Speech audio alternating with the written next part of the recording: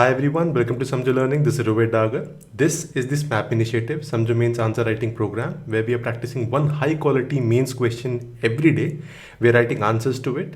और जो best answer होता है उसको हम एक YouTube वीडियो में रिव्यू करते हैं and that person gets rewards. Total rewards that are being distributed over this 50 days streak is rupees 55,000. You can also participate and be eligible for winning these awards. It is very simple. Simply download the Samjo Learning app, join us on Telegram, and if you want to know more about Samjo Mains Answer Writing Program, SMAP 2021, all the links are in description. So get started today onwards. Right, so let us evaluate yesterday's best answer. Right, so day 20, आज fourth week खत्म हो रहा है. Case study थी ethics के point of view से. This is going to be the last video of the SMAP series. SMAP continue होगा, free and paid दोनों, सभी फीचर्स वैसे ही रहेंगे, रिवॉर्ड्स भी होंगे, फाइनली एक जैकपॉट भी रहेगा. बस वीडियोस अभी मैं ख़त्म कर दूंगा क्योंकि GS 1 to 4 हमने 4 हफ्तों में कवर कर लिया है. पिछले एक महीने से मैं वीडियो डेली डाल रहा हूँ और अब आगे के प्लान्स CSAT SMP के SPR के लिए तैयारी करनी है. कुछ यूट्यूब पे और भी वीडियोस आने वाली है इंटरेस्टिंग. समझोस कॉर्नर की वीडियोस बनानी है. काफ़ी सारे प्लान्स हैं, काफ़ी सारा काम है अभी आगे वाले हफ्तों में. बाकी फ्री स्मैप और पेड स्मैप जैसे चलते आ रहे हैं वैसे अगले 6 हफ्ते तक चलते रहेंगे. एनीवेज, जो डे 20 है यहाँ पर केस स्टडी आप एक बार पढ़ लो, pause the video and read it जैसे आपने कल पढ़ा था, और उसके बाद हम आगे बढ़ेंगे. The participation was very good today. We had about 661 comments by the time I am recording this video. The best answer of the day is by Ashish Rathore. एक बार मैं आपको वर्बली समझा देता हूँ कि स्ट्रक्चर क्या होना चाहिए था, उसके बाद हम बेस्ट आंसर को रिव्यू करेंगे. देखो यहाँ पर केस स्टडी में बात हो रही है, there is a conflict between people as far as the traditional and modern values are concerned. एक रीज़न ये हो सकता है कि ट्रेडिशनैलिटी को कुछ लोग नैरो लेंस से देखते हैं and branding it as a small town mindset by those who are living in metro cities. यहाँ पर हमें बेसिकली वो एग्जाम्पल देखने को मिल रहा है. नंदिनी मेन कैरेक्टर हैं इस केस स्टडी की. ये एक नॉर्मल मीडियम टाउन से हैं. ट्रेडिशनल वैल्यूज़ इनके काफ़ी स्ट्रॉन्ग हैं और इनको थोड़ा अलग नज़रों से देखा जा रहा है इन दी मॉडर्न माइंडसेट, और ये भी डाइजेस्ट नहीं कर पा रही हैं क्योंकि इन्होंने कभी सिटीज़ के जो तौर तरीके हैं उनको डिटेल में कभी देखा नहीं है, समझा नहीं है. तो थोड़ा सा कॉन्फ्लिक्ट ऑफ इंटरेस्ट देखने को मिल रहा है. अब नंदनी का यहाँ पर क्या रिस्पॉन्स हो सकता है? पहला ये होगा, she'll continue avoiding her friends without changing herself. दूसरा होगा, she'll follow the advice of her friends, क्योंकि एक दोस्त ने कन्फ्रंट किया है, बोला है कि हम सब सही हैं, तुम भी ऐसी हो जाओ. तीसरा है, she'll reform herself in her negative aspects and she'll retain her positive things by taking the advice of the elderly owners.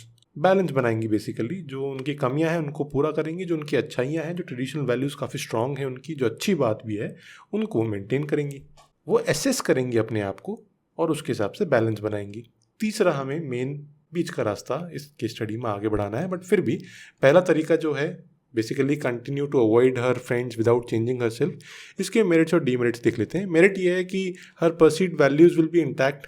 शील stay away from habits like drinking and addiction to drugs. बहुत important merit है.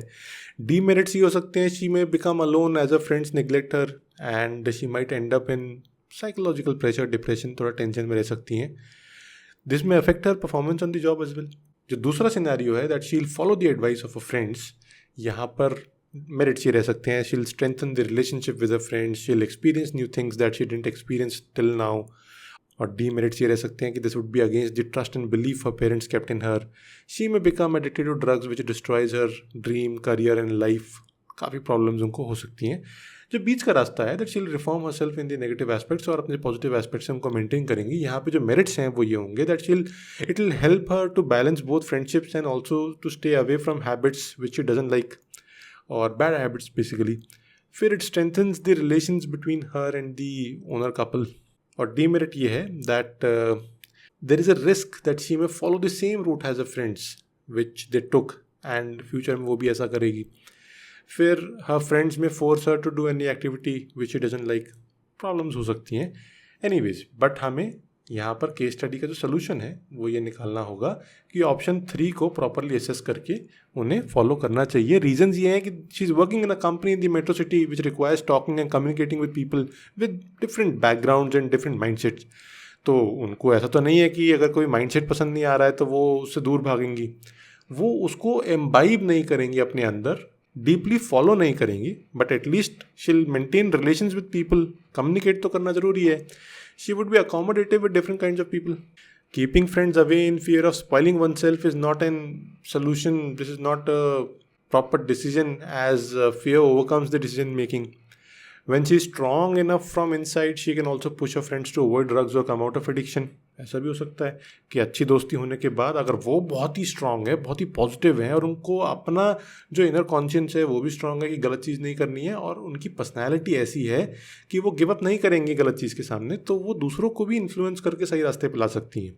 Self confidence होना चाहिए और सही और गलत में फ़र्क करना आना चाहिए. Talking with her elder owners also makes her feel comfortable and may give her a different view, an opinion about her problem. ये इस केस स्टडी में आपको स्टैब्लिश करना था. राइट, सो बेस्ट आंसर को रिव्यू करते हैं. सबसे पहले यहाँ पर आशीष ने ओवरव्यू दिया है केस स्टडी का कि प्रॉब्लम क्या है, नंदनी कौन है, she is from medium size town. अब ये सब्जेक्टिव है. कुछ लोग बोलेंगे कि इसकी ज़रूरत नहीं है बिकॉज ये ओवरव्यू में आपने थोड़े वर्ड्स खा लिए हैं और 250 वर्ड्स के अंदर आपको एक केस स्टडी रैप अप करनी है, तो शायद इसकी ज़रूरत ना हो. अब वो डिपेंड करता है कि आपने बाकी पॉइंट्स कैसे लिखे हैं. अगर वर्ड लिमिट एक्सीड नहीं हो रही है तो ये चलेगा. अगर वर्ड लिमिट एक्सीड हो रही है तो फिर सबसे पहले इसी के ऊपर क्वेश्चन किया जाएगा. अब उसके बाद जब कॉन्टेक्स्ट बन गया है तो ये नंदिनी के रिस्पॉन्स के बारे में बात कर रहे हैं कि क्या क्या ऑप्शन इनके पास अवेलेबल हैं. सबसे पहला है कि फ्रेंड्स की एडवाइस एक्सेप्ट कर लें. दूसरा है कि फ्रेंड्स की एडवाइस एक्सेप्ट ना करें. और तीसरा इन्होंने लिखा है कि नंदनी का जो एक्चुअल रिस्पॉन्स होना चाहिए. राइट, तो सबसे पहले हम देखते हैं कि फ्रेंड्स की एडवाइस एक्सेप्ट करने के मेरिट्स और डीमेरिट्स क्या होंगे. कि दोस्ती बनी रहेगी, ठीक है, सोशल और प्रोफेशनल रिलेशनशिप्स बने रहेंगे, फेयर इनफ. डीमेरिट ये रहेंगे कि न्यू कल्चर एक ऐसे लाइफस्टाइल को एक्सेप्ट कर रही हैं जो कि जानती हैं कि उनके लिए ठीक नहीं होगा, ये जो हैबिट्स हैं ये गलत हैं. फिर नॉट एक्सेप्टिंग फ्रेंड्स एडवाइस में मेरिट्स ये हैं कि उनके कल्चरल लाइफस्टाइल को ये अंडरमाइन नहीं कर रहे हैं. फिर उसके बाद she can also minimise the risk of friendship at present. Demerits में ये होगा कि उनको अकेला रहना एक प्रॉब्लम हो सकती है, इतनी आसानी से नए दोस्त बनेंगे नहीं. और डीमेरिट्स में आपको ये भी दिख रहा है कि कोई गारंटी तो है नहीं कि नए जो दोस्त बनेंगे वो ऐसा नहीं करेंगे उनके साथ या ऐसे लाइफस्टाइल के नहीं होंगे. कोई गारंटी नहीं है लाइफ में. अब नंदिनी का रिस्पॉन्स क्या होना चाहिए वो हमें पढ़ना है. ये कह रहे हैं कि Nandini should adapt to the culture around her without compromising values. सबसे पहली बात, क्या आप ऐसा कह सकते हो कि एक जो हमने 3 स्टैंड्स की बात करी है, पहला स्टैंड जो दोस्तों की मान ले या दोस्तों की नहीं माने, जो एक्सट्रीम स्टैंड्स हैं, इनको हमें लेना चाहिए कि नहीं लेना चाहिए. देखो, एक्सट्रीम स्टैंड्स लेना चाहो तो आप ले लो, लेकिन अगर आप 100 में से मेजॉरिटी लोगों से बात करोगे तो वो एक्सट्रीम स्टैंड अवॉइड करेंगे. तो आपका एग्जामिनर भी या चेकर जो है वो भी एक्सट्रीम स्टैंड को अवॉइड कर रहे होंगे, प्रोबेबिलिटी हाई है. और जो मिडिल पाथ होता है, यहाँ पर मैंने आपको हमेशा बताया कि मिडिल पाथ में ऐसा नहीं है कि आप बिल्कुल एक सेंटर ग्राउंड स्ट्राइक करोगे. डिपेंड करता है कि आप किस तरफ लीनिंग हो.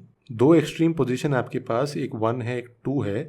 जो आपका एक्चुअल स्टांस होगा वो ये 3 यहाँ पर भी हो सकता है, यहाँ पर भी हो सकता है. इट डिपेंड्स आप लीनिंग किस तरफ हो.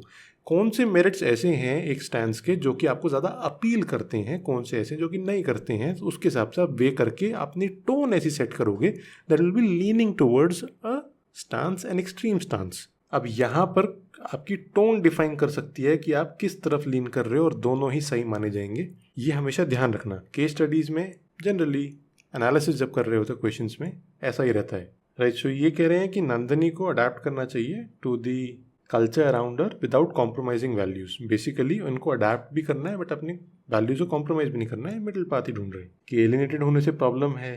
ट्रस्ट और कॉन्फिडेंस उनको अपना बिल्डअप करना है, लोगों से उनको अपने सोशल रिलेशंस बना के रखने हैं. विचारों में मतभेद, इसका मतलब ये नहीं है कि रिलेशंस तोड़ दिए जाए. और ये भी अच्छा पॉइंट है कि एडल्टहुड में जो हैबिट्स होते हैं वो वॉलंटरी होते हैं. किसी से बात करने का मतलब ये नहीं है कि उसकी सारी बुरी आदतें आप भी अपना लोगे, या किसी से आप दोस्ती कर रहे हो तो ज़रूरी नहीं है कि उसकी सारी बुरी आदतें आप भी अपनाओगे. चांसेस बढ़ जाते हैं, फेयर इनफ. बट अगर आपका कोई दोस्त है, हर किसी के दोस्त में कोई ना कोई तो बुरी आदत होगी. कुछ बुरी आदतें आपके अंदर भी होंगी जो कि आपके दोस्तों के अंदर नहीं होंगी. इसका मतलब ये नहीं है कि आपस में कोई दोस्ती ना करें. इसका काउंटर आर्ग्यूमेंट ये होता है कि आप दोस्त भी उसी बेसिस पे बनाते हो कि उनकी बुराइयां आपके लिए अनएक्सेप्टेबल नहीं होनी चाहिए. कोई आपका दोस्त मर्डरर है, क्रिमिनल है, तो आपका दोस्त नहीं बनेगा ना, आप दोस्ती करोगे नहीं उससे. ये एक ऐसी डिबेट है जिसका कोई सोल्यूशन नहीं है, जिसका कोई आंसर नहीं है, जिसका कोई एंड नहीं है. अगर डिबेट करोगे तो ये चलती चली जाएंगी. बट क्योंकि यहाँ पर एक कॉर्पोरेट इन्वायरमेंट की बात हो रही है, यहाँ पर बात सोशल रिलेशंस बनाने की हो रही है, एक जॉब में आप हो जो कि आपके लिए बहुत इंपॉर्टेंट है और नंदनी को ये जॉब कंटिन्यू करनी है, तो वो सोशल रिलेशंस ऐसे बनाएंगी कि ज़्यादा डिटेल में उनकी पर्सनल लाइफ के अंदर ज़्यादा सोशलाइज उनसे आउटसाइड ऑफिस बहुत ना घुसें और ऑफिस के अंदर सोशलाइज कर लें। और फिर she can persuade her friends धीरे धीरे कि उनको भी गिव अप करना चाहिए। जॉब चेंज करने से कोई फ़ायदा निकल के नहीं आएगा, क्योंकि कोई गारंटी थोड़ी है कि आप जिस जॉब में जाओगे वहाँ पर कैसा कल्चर होगा, वहाँ पर लोग क्या बैड हैबिट्स रखते होंगे। गारंटी होती लाइफ में तो फिर सभी कुछ ना कुछ अच्छा कर लेते। अनसर्टेनिटी से ही लाइफ चलती है और किसी और के एक्शंस पे रिएक्ट करके आप अपनी लाइफ को तो स्क्रू नहीं कर सकते। और फिर उन्होंने एक छोटा सा यहाँ पर कंक्लूजन लिखा है कि IQ से नौकरी मिल जाएगी, बट इमोशनल इंटेलिजेंस जो चाहिए, नहीं EQ चाहिए, वो इनको सक्सीड करवाएगा, सक्सेस दिलवाएगा। Overall this is a good answer. थोड़ा सा यहाँ पे मुझे ऐसा फील हो रहा है कि इसको स्ट्रक्चर और इम्प्रूव किया जा सकता था, थोड़ा एक्सप्लेन और अच्छे से किया जा सकता था। जो मेरिट्स और डीमेरिट्स आप लिख रहे हो इनको टैबुलर फॉर्म में भी आप लिख सकते थे, एक दूसरे से कंपेयर करके। वहाँ पर थोड़ा सा पढ़ने में और आसानी होती, जगह उतनी लगती। सिंपली यहाँ पर एक लाइन ड्रॉ करो, डिवीजन करो और मेरिट्स और डीमेरिट्स लिख दो। थोड़ा सा स्ट्रक्चर हल्का सा इम्प्रूव किया जा सकता था। I would give this a 12 out of 20. Right, so this was all for this video. I hope you enjoyed watching this one. SMAP में पार्टिसिपेट करो, 6 हफ्ते और बचे हुए हैं। 5th of August तक SMAP चल रहा है, फ्री और पेड दोनों। Link is in description. समझो ऐप को डाउनलोड करो, यूट्यूब पे हमें सब्सक्राइब कर लो, टेलीग्राम पे फॉलो कर लो, इंस्टाग्राम पे भी फॉलो कर लो, कुछ ना कुछ अच्छा आपको मिलता ही रहेगा। I hope you enjoyed watching the video. See you in the next one. Thank you.